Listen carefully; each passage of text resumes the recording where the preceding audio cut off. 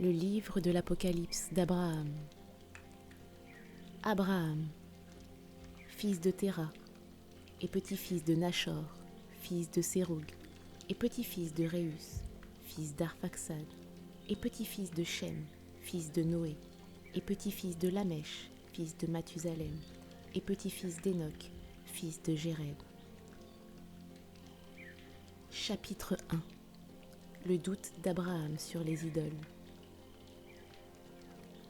Le jour où je gardais les dieux de mon père Téra et les dieux de mon frère Nachor, pendant que je testais pour découvrir quel Dieu est en vérité le plus fort.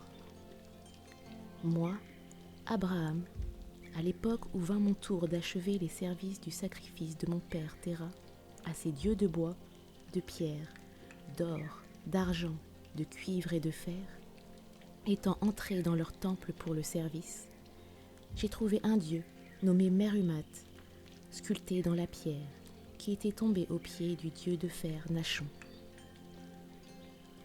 Et il arriva que lorsque je l'ai vu, mon cœur fut perplexe, et j'ai pensé dans mon esprit que moi, Abraham, je ne pouvais pas tout seul le remettre à sa place, parce qu'il était trop lourd et sculpté dans une grosse pierre. Mais je suis allé le dire à mon père, qui est venu avec moi. Et quand tous les deux nous l'avons soulevé pour le remettre à sa place, sa tête est tombée, au moment même où je le tenais. Et quand mon père vit que la tête de son dieu Merumat était tombée, il me dit « Abraham !» Je dis « Me voici !» Et il me dit « Va chercher les haches et les scies dans la maison. » Et je les lui ai apportées de la maison. Alors, il sculpta un autre Merumat, sans tête, dans une autre pierre. Puis, il brisa la tête qui était tombée du premier Merumat, ainsi que tout le reste de Merumat.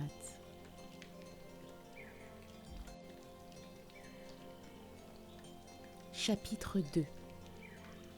Il fit 5 autres dieux, et ensuite il me les donna, et m'ordonna de les vendre à l'extérieur, sur la route de la ville.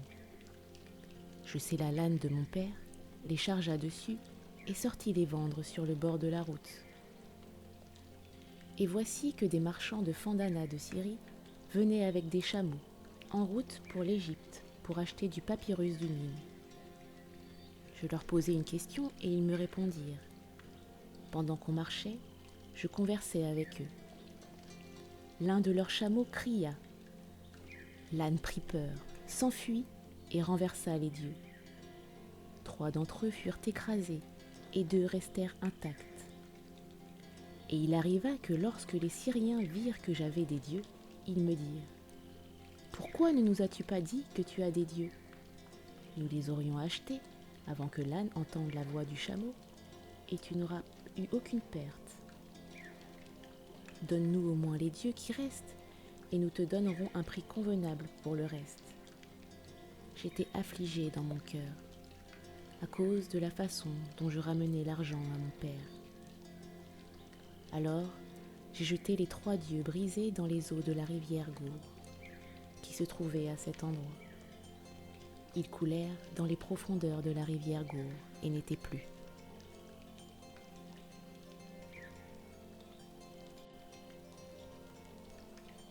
Chapitre 3. Alors que je marchais encore sur la route, mon cœur fut perturbé et mon esprit distrait.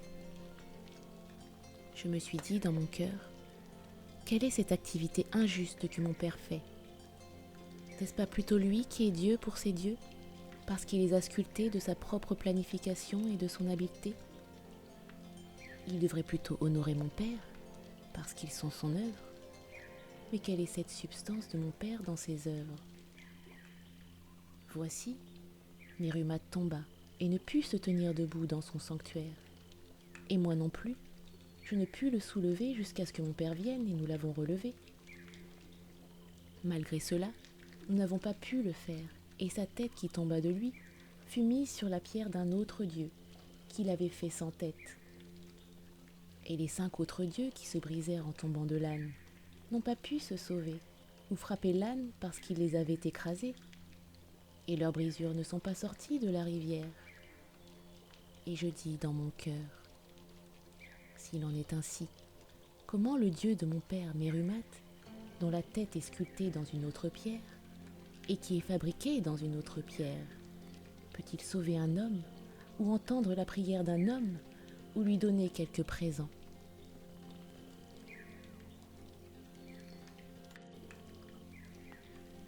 Chapitre 4.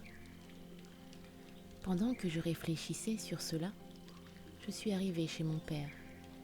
J'ai abreuvé l'âne et lui ai donné du foin. Puis je sortis l'argent et le plaça dans la main de mon père Téra. Quand il le vit, il se réjouit et dit : « Tu es béni, Abraham, par le Dieu de mes dieux, puisque tu m'as apporté le prix des dieux, de sorte que mon travail n'a pas été vain. » Je lui répondis en disant : « Écoute mon père Téra, les dieux bénissent en toi, car tu es un Dieu pour eux, puisque tu les as fabriqués, ainsi leur bénédiction est perdition, et leur puissance est vaine. Et ils n'ont pas pu s'aider eux-mêmes. Comment alors peuvent-ils m'aider ou me bénir ? Par mon bon sens, j'ai été bon pour toi dans cette transaction, et je t'ai apporté l'argent pour les dieux qui furent brisés. » Quand il entendit mon discours, il se mit furieusement en colère contre moi, parce que j'avais prononcé des paroles dures contre ces dieux.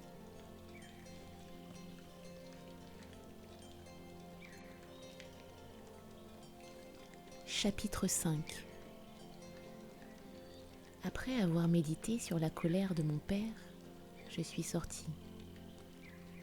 Après ma sortie, il m'appela en disant : « Abraham !» Et je dis : « Me voici. » Et il dit : « Lève-toi, ramasse des copeaux de bois, car avant ton arrivée, je fabriquais des dieux avec du bois de sapin et préparais avec eux à manger pour mon repas de midi. » Il arriva que lorsque je choisissais les copeaux de bois, j'ai trouvé parmi eux un petit dieu qui pouvait tenir dans ma main gauche. Sur son front était écrit « Dieu Barizat ». Je n'ai pas informé mon père que j'avais trouvé le dieu de bois Barizat sous les copeaux. Après avoir mis les fritures sur le feu, afin de préparer le repas de mon père, et avant de sortir me renseigner sur la nourriture, je mis Barizat près des braises du feu, en lui disant d'un ton menaçant : « Barizat, veille à ce que le feu ne s'éteigne pas avant que je revienne.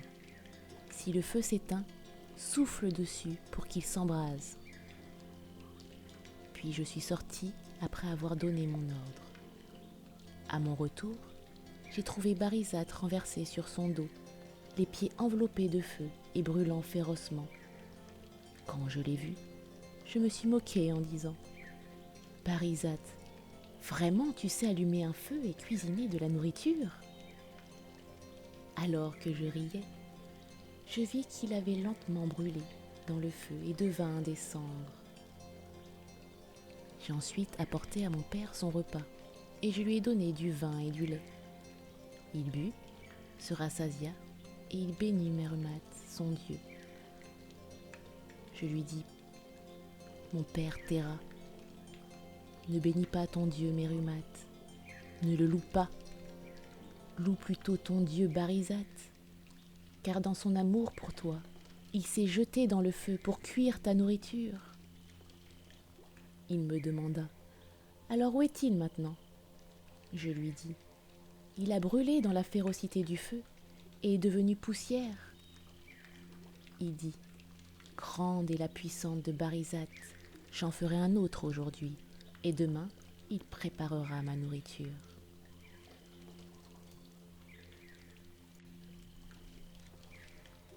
Chapitre 6. Quand moi, Abraham, j'entendais de telles paroles de mon père, je riais dans mon esprit, et je gémissais dans l'amertume et la colère de mon âme. Je me disais : comment est-ce qu'un corps fabriqué par lui pourrait alors être une aide pour mon père ? Ou a-t-il subordonné son corps à son âme à un esprit, et l'esprit à la bêtise et l'ignorance ? Je me dis encore : il est juste que je supporte ce mal, afin que je puisse conduire mon esprit à la pureté, et je lui exposerai clairement mes pensées. Puis je répondis et je dis : père Terra, quels que soient les dieux que tu exaltes, tu te trompes dans ta pensée.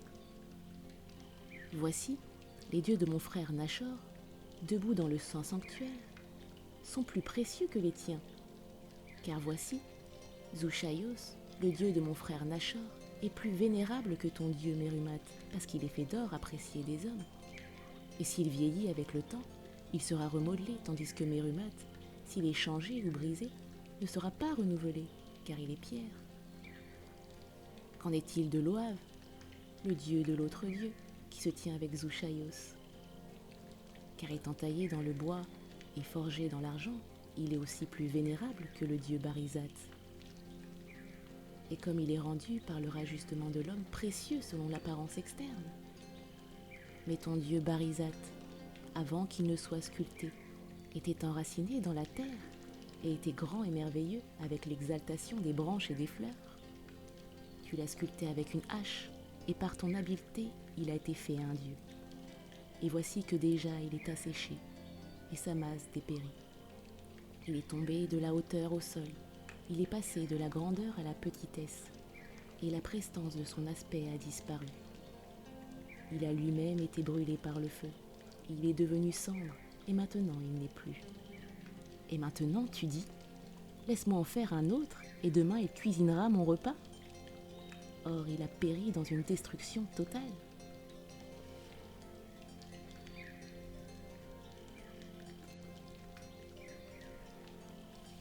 Chapitre 7.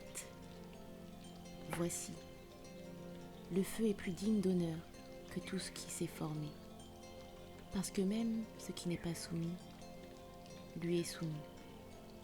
Et les choses facilement périssables sont ridiculisées par ces flammes. Et l'eau est encore plus digne d'honneur, parce qu'elle vainque le feu et rassasie la terre. Mais les eaux sont plus honorables que le feu, car elles triomphent du feu et adoucissent la terre.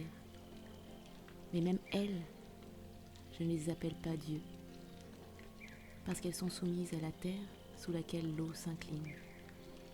J'appelle la terre beaucoup plus digne d'honneur, parce qu'elle domine la nature et la plénitude de l'eau. Mais même elle, je ne l'appelle pas Dieu, parce qu'elle aussi est desséchée par le soleil et est attribuée à l'homme pour être cultivée. J'appelle le soleil plus digne d'honneur que la terre, parce que ses rayons illuminent le monde entier et les différentes atmosphères. Mais même lui, je ne l'appelle pas Dieu, parce que la nuit et par les nuages son cours est obscurci. Je n'appelle pas non plus la lune ou les étoiles Dieu, car elles aussi, en leur saison, obscurcissent leur lumière la nuit. Écoute Terra, mon père, car je te ferai connaître le Dieu qui a tout fait, et non ceux que nous considérons comme des dieux. Qui est-il donc? Ou qu'est-ce qu'il est?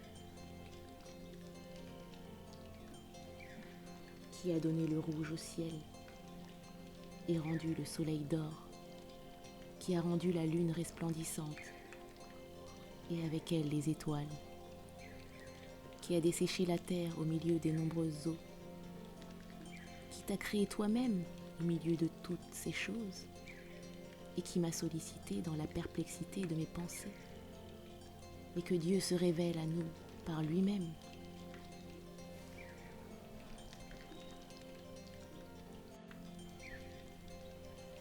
Chapitre 8. Pendant que j'étais dans la cour de la maison et que je réfléchissais sur ce genre de choses à propos de mon père Terra, la voix du Tout-Puissant descendit des cieux dans un ruisseau de feu, disant et appelant « Abraham, Abraham !» Je dis « Me voici !» Il dit « Tu cherches le Dieu des dieux, le Créateur, au fond de ton cœur. Je le suis. Ne t'approche pas de ton père Terra, quitte la maison, de peur que tu ne trouves toi aussi la mort dans les péchés de la maison de ton père. » Je me dirige vers la sortie. Je n'avais pas encore atteint la porte de la cour quand il y eut un énorme coup de foudre, avec un feu tombant du ciel, qui brûla mon père, sa maison et tout ce qu'elle contenait, jusqu'à une profondeur d'environ 40 coudées.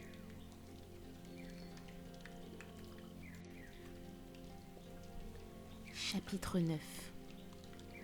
Une voix m'appela 2 fois en disant « Abraham, Abraham !» Je répondis « Me voici !» Il dit « Me voici, ne crains pas, car je suis avec toi. Je suis avant les âges, le Dieu puissant qui a créé la première lumière du monde. Je suis ton bouclier et ton aide. Apporte-moi une jeune génisse de 3 ans, une chèvre de 3 ans, un bélier de 3 ans, une tourterelle et un pigeon, pour un sacrifice pur. Et dans ce sacrifice, je te révélerai tous les siècles à venir. Je te ferai savoir ce qui est caché, et tu verras de grandes choses que tu n'as jamais vues jusqu'à ce jour. Car tu as désiré me chercher, et je t'ai appelé, mon bien-aimé. Mais abstiens-toi de manger toute espèce de nourriture cuite au feu, de boire du vin et toindre d'huile pendant 40 jours. Ensuite, tu me présenteras le sacrifice que je t'ai demandé sur une haute montagne au lieu que je vais te montrer. Et là, je te révélerai les choses qui ont été affirmées, créées et renouvelées par ma parole depuis des siècles. Par eux, je t'annoncerai ce qui arrivera à ceux qui, dans la race humaine, ont fait soit des choses indignes, soit des choses justes.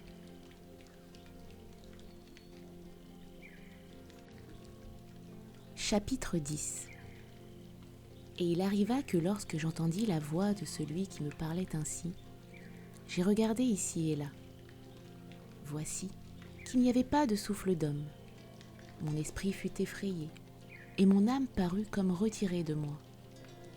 Je suis tombée comme une pierre, la face contre terre, car je n'avais plus de force pour me tenir debout. Et tandis que je gisais ainsi le visage à terre, j'entendis la voix du saint qui disait « Va, Jaoël, et par mon ineffable nom, relève-moi cet homme et fortifie-le, afin qu'il se remette de son tremblement. » Et l'ange qu'il m'avait envoyé, et qui avait la ressemblance d'un homme, vint à moi. Il me saisit par la main droite, me dressa sur mes pieds et me dit « Lève-toi, Abraham, ami de Dieu qui t'aime, et que le tremblement humain ne te saisisse pas.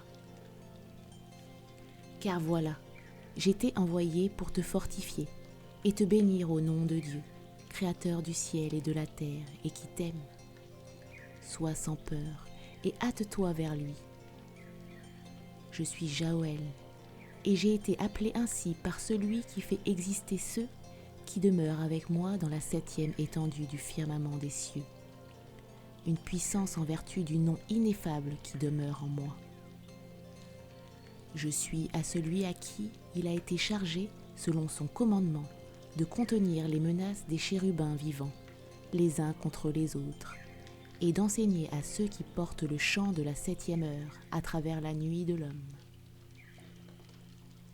Il m'a été ordonné de retenir le Léviathan, car chaque attaque et chaque menace de chaque reptile me sont soumises. Je suis celui qui a été chargé de délier Hadès et de détruire celui qui s'émerveille des morts. C'est moi qui ai ordonné que la maison de ton père soit brûlée avec lui, car il honorait les morts. Maintenant, j'ai été envoyé pour te bénir, ainsi que la terre préparée pour toi par l'Éternel Dieu que tu as invoqué. C'est à cause de toi que j'ai fait mon chemin sur la terre.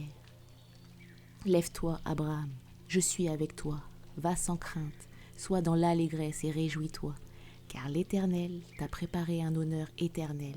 Va et accomplis les sacrifices demandés. Voici, j'ai été assigné d'être avec toi et les générations qui sortiront de toi. Et avec moi, Michaël te bénit pour toujours. Sois audacieux et vas-y.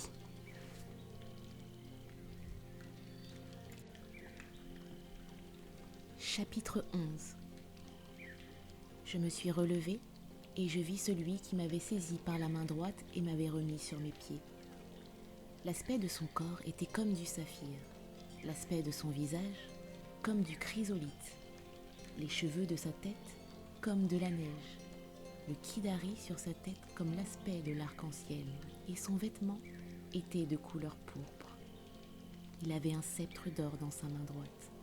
Et il me dit « Abraham !»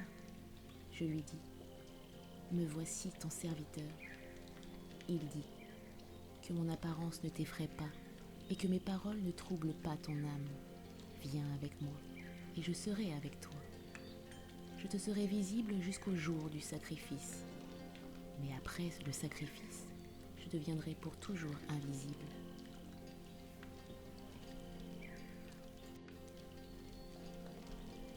Chapitre 12.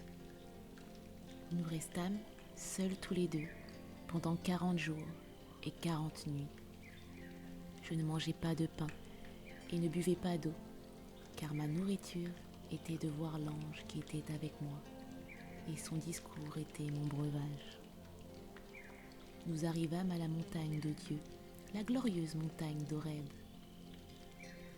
Et je dis à l'ange, chantre de l'Éternel, voici, je n'ai pas de sacrifice avec moi, et je ne connais pas non plus le lieu d'un autel sur la montagne. Alors, comment ferai-je le sacrifice ? Il me dit, regarde derrière toi.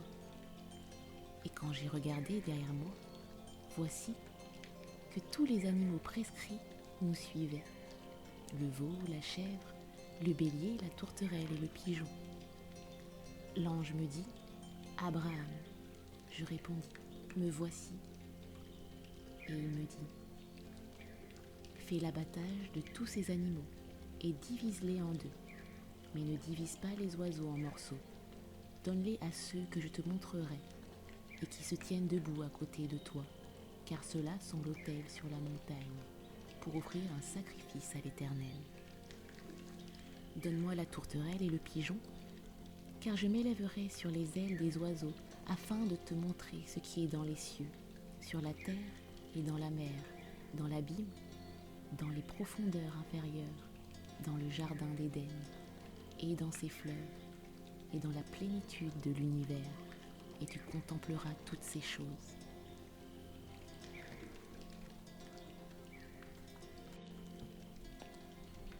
Chapitre 13. Je fis tout selon l'ordre de l'ange, et j'ai donné aux anges qui étaient venus à nous les parties divisées des animaux. L'ange Javel prit les 2 oiseaux. Puis, j'attendis jusqu'au sacrifice du soir. Un oiseau impur s'envola sur les carcasses, et je l'ai chassé. Et l'oiseau impur me parla en disant, « Abraham, que fais-tu sur ces hauteurs saintes, où personne ne mange ni ne boit, et où il n'y a pas sur elles la nourriture des hommes? Ces estres célestes consument tout par le feu, et ils te consumeront. Quitte l'homme qui est avec toi et fuis, car si tu montes sur les hauteurs, ils te détruiront. » Il arriva que lorsque je vis l'oiseau parler, je dis à l'ange, « Qu'est-ce que c'est, mon Seigneur ?» Et il dit, « C'est l'impiété, c'est Azazel. » Et il lui dit, « Honte à toi, Azazel, car la part d'Abraham est dans les cieux, et la tienne est sur la terre, parce que tu as choisi et aimé cela comme demeure de ton impureté. C'est pourquoi l'Éternel Tout-Puissant t'a fait habiter sur la terre, et par toi, tout mauvais esprit de mensonge. À travers toi sont la colère et les épreuves pour les générations d'hommes impies. Car Dieu, l'Éternel Tout-Puissant, n'a pas permis que les corps des justes soient entre tes mains, afin que la vie des justes soit assurée et la destruction des impies soit affirmée. Écoute cela et va loin de moi avec honte, car il ne t'a pas été donné la permission de jouer le tentateur à l'égard des justes. Éloigne-toi de cet homme.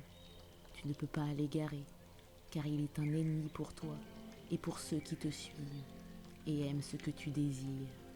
Car voici, le vêtement céleste qui jadis était le tien lui a été réservé, et la mort qui était sur lui s'est étendue sur toi.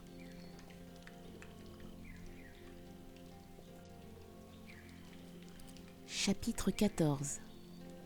L'ange dit, « Abraham !» Je répondis, Me voici, ton serviteur. » Et il dit, « Sache désormais que l'Éternel que tu as aimé t'a choisi. Sois courageux et utilise avec autorité tout ce que j'ai ordonné contre celui qui insulte la justice. Ne pourrais-je pas injurier celui qui a répandu sur la terre les secrets du ciel et qui a pris conseil contre le Tout-Puissant ? Dis-lui, charbon brûlant de la fournaise de la terre, va-t'en, Azazel, dans les parties inaccessibles de la terre. Ton héritage sera pour ceux qui sont avec toi, avec les étoiles et avec les hommes nés des nuées, dont tu es la portion et qui existent à travers ton être. La malveillance est pour toi un acte pieux. Par conséquent, sur le compte de ta perdition, éloigne-toi de moi. » Je prononça les paroles que l'ange m'avait enseignées. Il dit, « Abraham, je dis, me voici, ton serviteur. » Alors l'ange me dit, « Ne lui réponds plus. » Et il me parla une seconde fois, disant, « Désormais, quoi qu'il te dise, ne lui réponds plus, afin qu'il n'ait pas libre accès à toi, parce que l'Éternel Tout-Puissant lui a donné l'influence et la volonté à cet égard. Ne lui réponds plus. » Je fis ce que l'ange m'avait ordonné, et peu importe ce qu'il me dit, je ne lui ai plus répondu.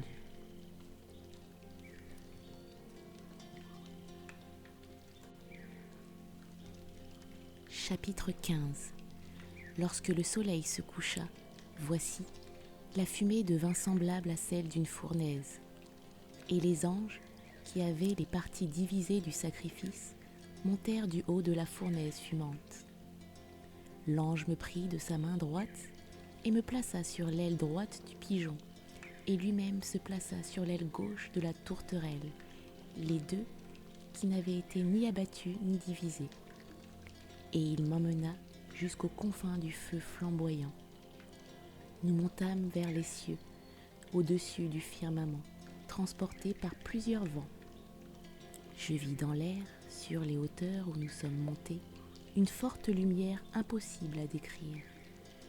Et, dans la lumière d'un feu ardent, et une grande foule de gens d'apparence masculine, tous changeant constamment d'aspect et de forme, courant et se transformant, et adorant et pleurant avec des mots que je ne connaissais pas.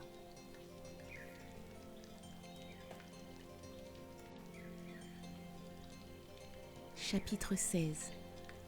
Et je dis à l'ange, « Pourquoi m'as-tu fait monter ici ? Car mes yeux ne voient plus clairement, je me sens affaibli et mon esprit s'éloigne de moi. » Il me dit, « Reste près de moi et n'aie pas peur, car celui que tu ne peux voir vient maintenant vers nous avec une grande voix de sainteté.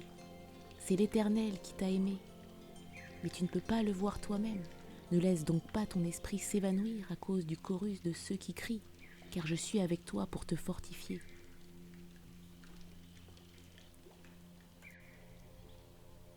Chapitre 17. Et pendant qu'il parlait ainsi, un feu vint vers nous et nous entoura.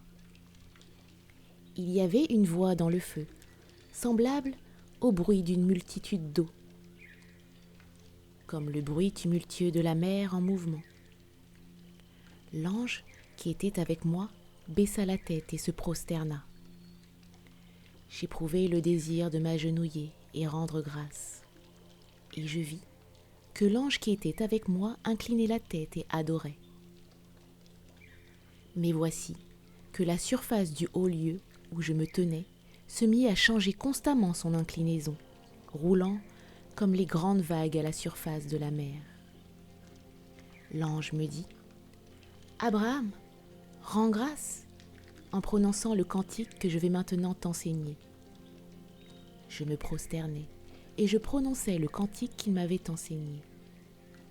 Il dit, « Récite sans cesse. » Et j'ai récité, et lui aussi avec moi a récité le cantique. Éternel, puissant, saint, seul Seigneur, toi qui pour ton propre bien subsistes, irréfragable, immaculé, pur, immortel, parfait en toi-même, rayonnant. non engendré de père et de mère, sublime, brûlant, unique, amoureux des hommes, aimable, bienveillant, zélé avec moi, vraiment patient.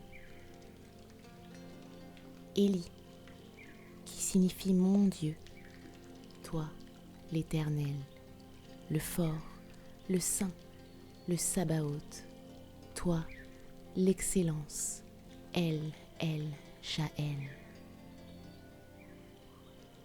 Tu es celui pour qui mon âme a soupiré, ô éternel protecteur, lumière comme le feu. Toi, dont la voix est comme le tonnerre et dont le regard est comme l'éclair, omniscient, tu entends les prières de ceux qui te louent et tu refuses les demandes de ceux qui créent des obstacles par leur provocation. Toi, qui élimines le chaos du monde, le désordre du monde corrompu, composé de bons et de mauvais, car tu renouvelles le monde des justes. Ta lumière qui, avant l'aube, brille sur tes créatures, afin qu'elles se fassent jour sur la terre. Dans ta demeure céleste, une autre lumière n'est pas nécessaire, si ce n'est l'indicible luminosité de ton visage. Reçois donc ma prière, réjouis-toi en elle, ainsi que dans le sacrifice que tu as toi-même préparé à travers moi, que j'ai cherché pour toi. Accueille-moi dans ta grâce, guide-moi, apprends-moi, révèle toutes choses à ton serviteur, selon ta promesse. Chapitre 18. Tandis que je récitais encore le cantique, la bouche du feu qui était à la surface du firmament s'éleva en haut. Et j'entendis une voix semblable au rugissement de la mer. Et elle ne cessa pas au milieu de l'abondance du feu. Et, tandis que le feu s'élevait en montant dans les hauteurs, je vis un trône de feu, et, autour de lui, des êtres qui voyaient tout, récitant le cantique, et sous le trône, 4 êtres vivants enflammés qui chantaient. Ils avaient tous le même aspect et 4 visages. L'aspect de leur visage était tel que chacun avait la face d'un lion, d'un homme, d'un bœuf et d'un aigle. Chacun avait 4 têtes sur son corps, de sorte que les 4 créatures vivantes avaient en tout 16 visages. Chacun avait 6 ailes, 2 sur les épaules, 2 à mi-hauteur et 2 aux reins. Avec les ailes qui étaient sur leurs épaules, ils couvraient leur visage. Avec les ailes à leurs reins, ils couvraient leurs pieds, tandis que les 2 ailes du milieu étaient déployées pour voler droit devant. Il arriva que lorsqu'ils eurent fini de chanter, ils se regardèrent et se menacèrent. Quand l'ange qui était avec moi vit qu'ils se menaçaient les uns les autres, il me quitta et alla vers eux. Il tourna le visage de chaque être vivant du visage qui lui faisait face, afin qu'ils ne puissent pas voir les visages menaçants des uns et des autres. Et il leur enseigna le cantique de paix qui a son origine dans l'Éternel. Tandis que je me retrouvais debout tout seul et que je regardais, je vis derrière les êtres vivants un char aux roues de feu. Chaque roue était remplie d'yeux tout autour, et au-dessus des roues était le trône que j'avais vu. Il était couvert de feu, et les flammes l'encerclaient tout autour. Une lumière indescriptible entourait la puissante armée de feu. Et j'entendis la voix de leur sanctification comme la voix d'un seul homme.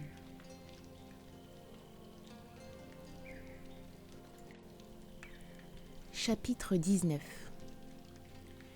Une voix me vint au milieu du feu disant « Abraham, Abraham !» Je dis « Me voici !»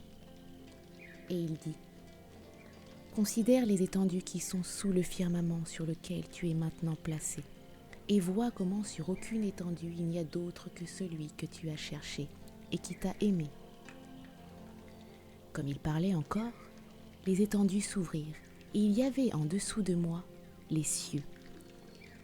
Je vis au 7e ciel sur lequel je me tenais un feu étendu, la lumière qui est le trésor de la vie, la rosée avec laquelle Dieu réveillera les morts, les esprits des justes défunts, les esprits des âmes qui ne sont pas encore nées, le jugement et la justice, la paix et la bénédiction, une multitude d'anges et d'êtres vivants, et la puissance de la gloire invisible qui était assise au-dessus des créatures vivantes.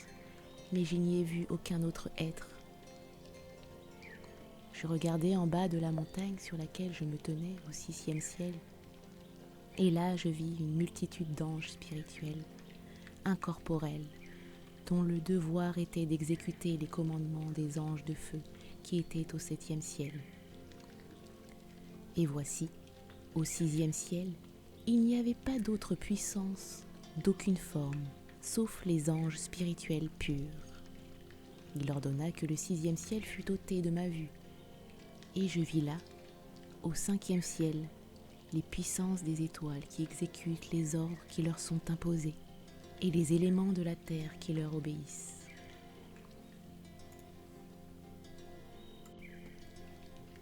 Chapitre 20. L'Éternel, le puissant, me dit : Abraham, Abraham. Je dis : Me voici. Il dit : Regarde d'en haut les étoiles qui sont en dessous de toi. Compte-les pour moi et fais-moi connaître leur nombre. Je dis : Comment pourrais-je, car je ne suis qu'un homme fait de la poussière de la terre. Et il me dit : Comme le nombre des étoiles et leur puissance, ainsi je ferai de ta postérité une nation et un peuple mis à part pour moi comme héritage, distinct de celui d'Azazel. Je dis : Ô Éternel Tout-Puissant, que ton serviteur parle devant toi et que ta colère ne s'enflamme pas contre ton élu. Car voici, avant que je ne monte ici, Azazel a parlé contre moi. Comment alors, puisqu'il n'est pas maintenant devant toi, peux-tu t'établir avec lui ?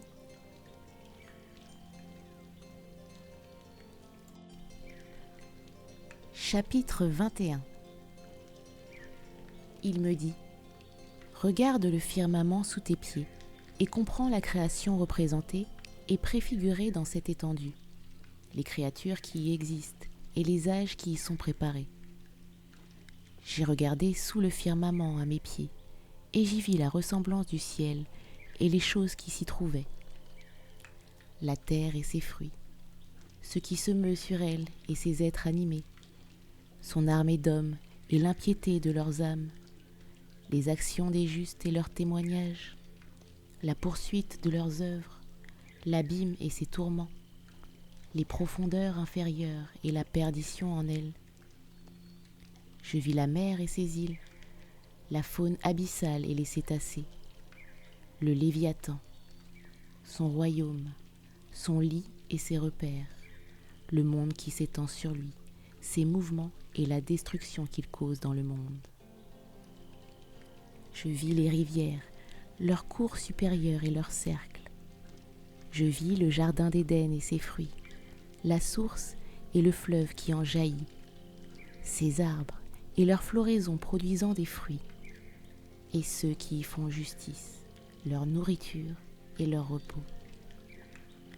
Et je vis une grande multitude d'hommes, de femmes et d'enfants, la moitié d'entre eux du côté droit de la vision, et l'autre moitié du côté gauche de la vision.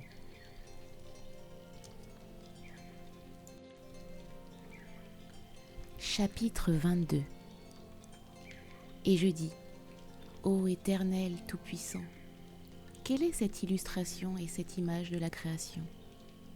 Et il me dit : C'est ma volonté, concernant ceux qui existent dans le divin conseil du monde, car cela a paru agréable à mes yeux. Puis, je leur ai donné un ordre par ma parole, et ils sont venus à l'existence. Ainsi, Il arriva que tout ce que j'avais décidé d'être était déjà prévu à l'avance dans cette illustration devant toi, et toute chose s'est tenue devant moi avant qu'elle ne soit créée, telle que tu l'as vue. Je dis, ô souverain, puissant et éternel, pourquoi les gens dans cette illustration sont-ils les uns d'un côté et les autres d'un autre côté? Et il me dit, ceux qui sont du côté gauche sont une multitude de tribus qui ont existé auparavant avant toi. Après toi, certaines seront destinées au jugement et à la restauration, d'autres à la vengeance et la perdition à la fin des temps. Ceux sur le côté droit de l'illustration sont ceux qui ont été mis à part pour moi et que j'ai ordonné de naître dans ta lignée et être appelés mon peuple, même certains de ceux qui dérivent d'Azazel.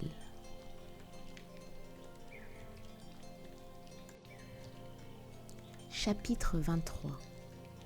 Maintenant, regarde à nouveau l'illustration et vois qui est celui qui a séduit Ève et quel est le fruit de l'arbre. Et tu sauras ce qui doit être et comment ce sera pour ta semence parmi le peuple dans les derniers jours. Je te ferai connaître ce que tu ne peux pas comprendre parce que tu as été agréable à mes yeux et je te ferai savoir ce qui est dans mon cœur. J'ai regardé l'illustration et mes yeux coururent vers le côté du jardin d'Éden. Et je vis un homme de très grande taille et terrible en largeur, incomparable en aspect, enlacé avec une femme qui était aussi égale à l'homme en aspect et en taille. Il se tenait sous un arbre du jardin d'Éden, et le fruit de cet arbre était comme une grappe de raisin de la vigne. Et se tenant derrière l'arbre était celui qui avait l'aspect d'un serpent, ayant les mains et les pieds comme ceux d'un homme, et des ailes sur son dos, 6 paires d'ailes, de sorte qu'il y avait 6 ailes à droite et 6 à gauche. Il tenait le fruit de l'arbre et le nourrissait aux 2 que je voyais enlacés l'un contre l'autre. Je dis, Seigneur Tout-Puissant, qui sont ceux qui sont enlacés l'un avec l'autre? Qui est celui qui est entre eux? Et quel est le fruit qu'ils mangent? Il dit, c'est le monde des hommes. Lui, c'est Adam et ses pensées sur terre. Elle, c'est Ève. Et celui qui est entre eux est l'impiété et leur commencement sur le chemin de la perdition. C'est Azazel lui-même. Je dis, ô Éternel Tout-Puissant, pourquoi alors lui as-tu accordé une telle domination qu'à travers ses œuvres, il pourrait détruire les générations d'hommes dans leurs œuvres sur la terre? Et il me dit, écoute Abraham, j'ai donné la domination à ceux qui désirent le mal, et aussi à tous ceux que j'ai haïs lorsqu'ils font le mal. Et ils devaient être aimés par eux. Ô Éternel puissant, pourquoi t'a-t-il plu de faire en sorte que le mal soit désiré dans le cœur des hommes?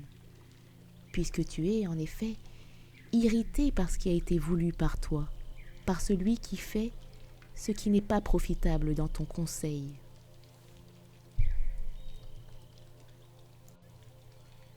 Chapitre 24. Il me dit, je suis irrité par l'humanité à cause de toi, et pour le compte de ceux de ta descendance qui seront mis à part après toi. Dans l'illustration, tu verras le lourd fardeau qui leur incombe. Ensuite, je te révélerai ce qui sera dans les derniers jours. Maintenant, regarde tout ce qu'il y a dans l'illustration. J'ai regardé et je vis là les créatures qui m'étaient précédemment apparues dans la création. Je vis, pour ainsi dire, Adam et Ève qui étaient avec lui. Et avec eux, je vis l'adversaire rusé, ainsi que Caïn qui avait été conduit à enfreindre la loi à travers les incitations de l'adversaire. Je vis l'assassiner Abel et la destruction que le hors-la-loi avait apportée et causée sur lui. Je vis l'impureté et ceux qui le désiraient, sa souillure et leurs ailes, et le feu de leur corruption dans les profondeurs inférieures de la terre. Et je vis, au jugement de la grande assise, la rapinerie et ceux qui s'empressaient de la poursuivre, et l'arrangement de leur châtiment. Je vis là des hommes nus, front contre front, leur honte et le mal qu'ils avaient fait l'un contre l'autre, et leur rétribution. Je vis le désir, et dans sa main était la tête de toutes sortes d'anarchie, et son tourment et sa dispersion destinés à la destruction. Chapitre 25. Je vis là l'image de l'idole de la jalousie, taillée dans le bois comme mon père avait l'habitude de le faire, et son corps était de cuivre étincelant qui couvrait le bois. Devant elle, je vis un homme qui adorait l'idole, et devant lui, il y avait un autel. Sur l'autel, un garçon immolé en présence de l'idole. Je lui dis : « Quelle est cette idole ? Et quel est l'autel ? Et qui est celui qui est sacrifié ? Et qui est le sacrificateur ? Et quel est ce grand temple que je vois, qui est beau dans l'art et dont la beauté est semblable à la gloire qui repose sous ton trône ? » Il dit : « Écoute, Abraham, ce que tu vois, le temple, l'autel et la beauté, c'est l'image que je me suis faite du sacerdoce de mon nom glorieux, et dans lequel résident toutes les prières de l'homme, l'ascension des rois et des prophètes, et tous les sacrifices que j'ordonne de m'offrir parmi mon peuple qui sortira de ta génération. L'idole que tu as vue est l'image de la jalousie, érigée par certains de ceux qui sortiront de tes propres reins dans les jours ultérieurs. Mais l'homme que tu as vu en train de sacrifier, c'est celui qui incite à des sacrifices meurtriers et qui m'irrite. Et le sacrifice, c'est la mise à mort de ceux qui sont pour moi le témoignage du jugement dernier et dont le sort a été fixé dès le commencement de la création.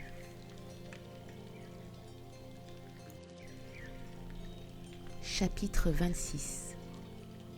Je dis : Éternel, Tout-Puissant, pourquoi as-tu établi qu'il en soit ainsi ? Et maintenant tu en fais témoignage de cela. Il me dit : Écoute, Abraham, et comprends ce que je vais t'expliquer. Mais réponds d'abord à ce que je te demande.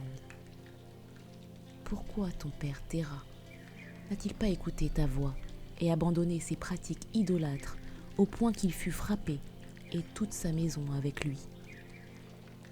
Je dis : Éternel Tout-Puissant, sûrement parce qu'il ne lui a pas plu de m'obéir et que je n'ai pas non plus choisi de suivre ses œuvres.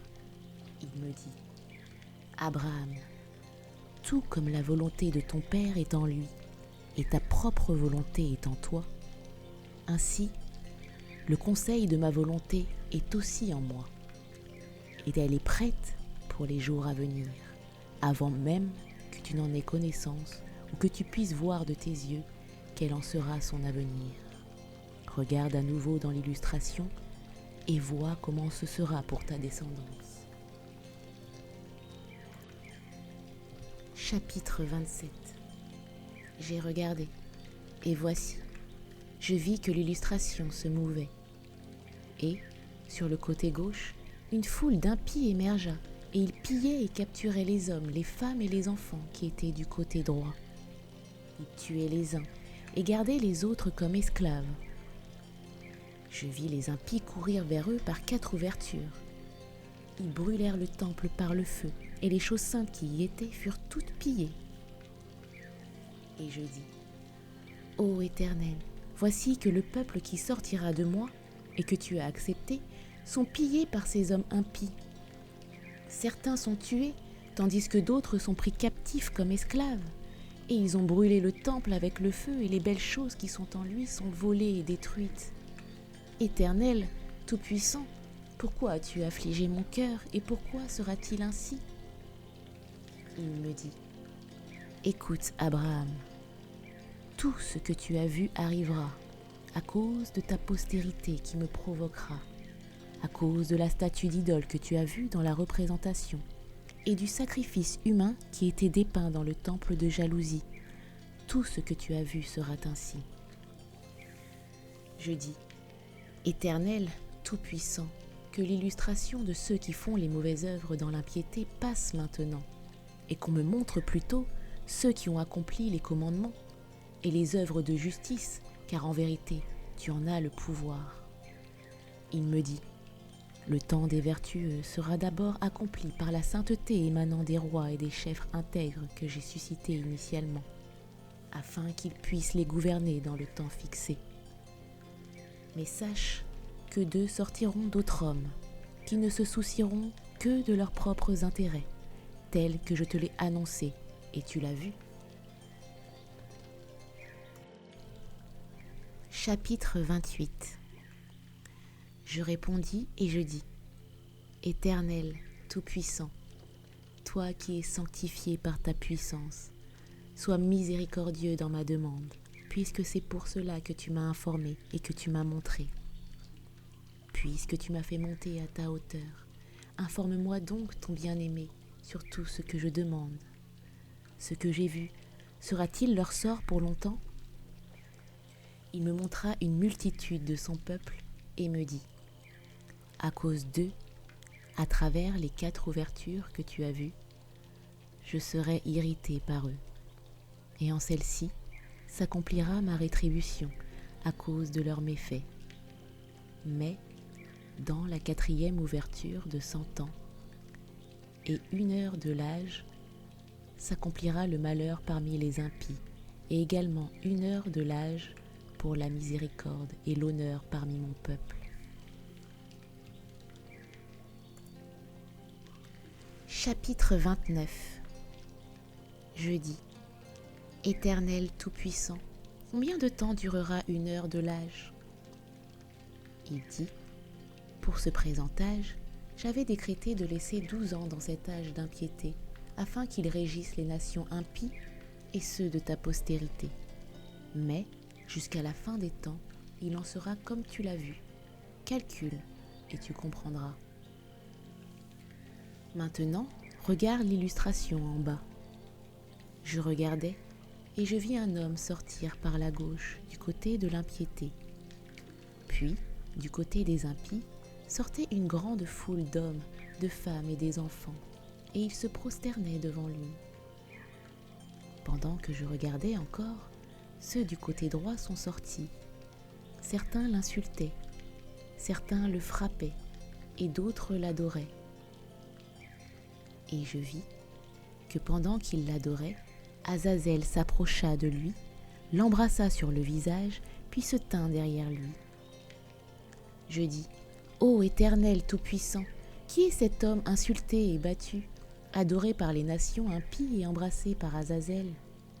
Il répondit et dit, écoute Abraham, l'homme que tu as vu insulté et battu, et pourtant adoré par beaucoup, est le soulagement accordé aux impies parmi les nations issues de toi.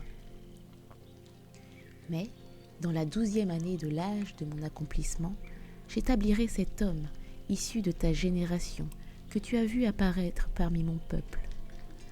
Celui-ci sera un exemple pour tous, et ceux que j'appellerai à moi suivront et se joindront à cet homme, même ceux qui s'étaient détournés. Concernant ceux qui émergent du côté gauche de l'image et l'adorent, le sens est ceci. Plusieurs nations impies placeront leur espérance en lui. Quant à ceux de ta postérité que tu as vus sur le côté droit, les uns l'insultant, les autres le frappant et d'autres l'adorant, le sens est ceci. Beaucoup d'entre eux seront offensés à cause de lui. Mais, afin d'abréger l'âge de l'impiété, il mettra à l'épreuve ceux qui l'ont adoré parmi tes descendants en cette 12e année de la fin. Avant que l'âge des justes ne commence à croître, mon jugement s'abattra sur les impies sans foi ni loi, qui ont agi méchamment envers le peuple de ta postérité qui m'a été réservé. En ces jours-là, je ferai venir sur toute la création terrestre 10 fléaux par le malheur et la maladie, et les gémissements de l'amertume de leurs âmes. Je les ferai venir sur des générations d'hommes à cause de la colère et de la corruption de l'humanité avec lesquelles ils me provoquent.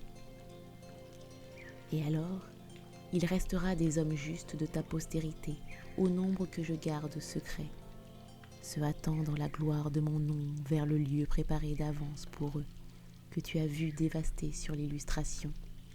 Ils vivront et seront affermis par des sacrifices et des dons de justice et de vérité dans l'âge des justes. Ils se réjouiront continuellement en moi, et ils détruiront ceux qui les ont détruits, et insulteront ceux qui les ont insultés.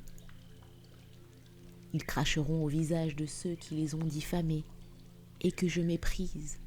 Grand sera le tourment intérieur de ceux qui les ont opprimés avec méchanceté dans ce monde. Et eux, les justes, me verront, comblés de joie, se réjouissant avec mon peuple et accueillant ceux qui reviendront à moi en se repentant. Abraham, regarde ce que tu as vu, entends ce que tu as entendu, retiens ce que tu as connu et va dans ton héritage. Voici, je suis avec toi pour toujours.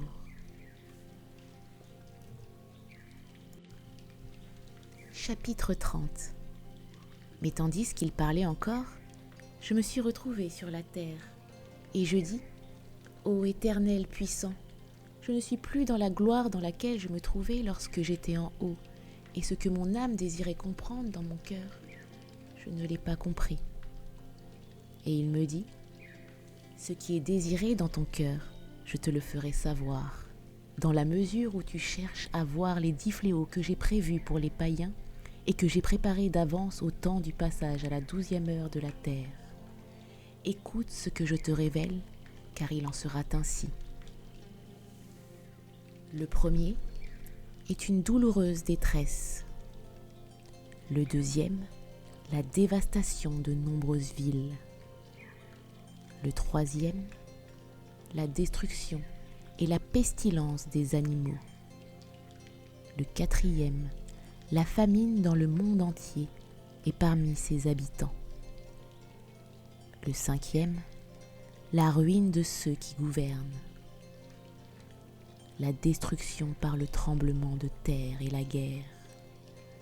Le sixième, les déchaînements de la grêle et de la neige.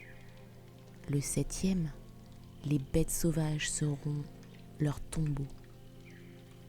Le huitième, la disette et la misère s'alterneront avec leur destruction. Le neuvième, suppression par les armes et fuite dans la détresse. Le dixième, tonnerre et éclair et tremblement de terre destructeur. Chapitre 31. Alors, je sonnerai de la trompette dans les airs et j'enverrai mon élu, ayant en lui toute ma puissance, une seule mesure, et il rassemblera mon peuple méprisé parmi les nations. Ensuite, je brûlerai par le feu ceux qui les ont insultés et qui ont dominé sur eux durant cet âge. Je livrerai au mépris du siècle à venir ceux qui m'ont ridiculisé. De plus, je les ai destinés à servir de nourriture au feu de l'Hadès et à une fuite incessante dans le monde souterrain, sous la terre, le corps rempli de vers. Et sur mon peuple, on verra la justice du Créateur, c'est-à-dire ceux qui ont choisi de faire ma volonté et ceux qui ont ouvertement gardé mes commandements, car ils se réjouiront de la chute des hommes qui seront encore en vie et qui auront suivi les idoles et leurs meurtres. Ceux-là se putréfieront dans le corps du ver maléfique Azazel, et ils seront brûlés par le feu de la langue d'Azazel. En effet, j'avais souhaité qu'ils reviennent à moi, qu'ils n'aient pas aimé et vénéré la chose étrangère, et qu'ils n'aient pas adhéré à celui à qui ils n'avaient pas été destinés, mais au contraire, ils ont abandonné le Seigneur Tout-Puissant. Chapitre 32. C'est pourquoi Écoute, Abraham, et comprends. Voici que ta 7e génération partira avec toi, et ils iront dans un pays étranger. On les réduira à l'esclavage, on les maltraitera comme cela arrivera pendant 1 heure de l'âge de l'impiété. Mais la nation qu'ils serviront, je la jugerai. Et le Seigneur dit encore ceci. Abraham, as-tu entendu ce que je t'ai dit, à savoir ce que ta tribu rencontrera dans les derniers jours ? Abraham, ayant entendu, accepta les paroles de Elohim dans son cœur.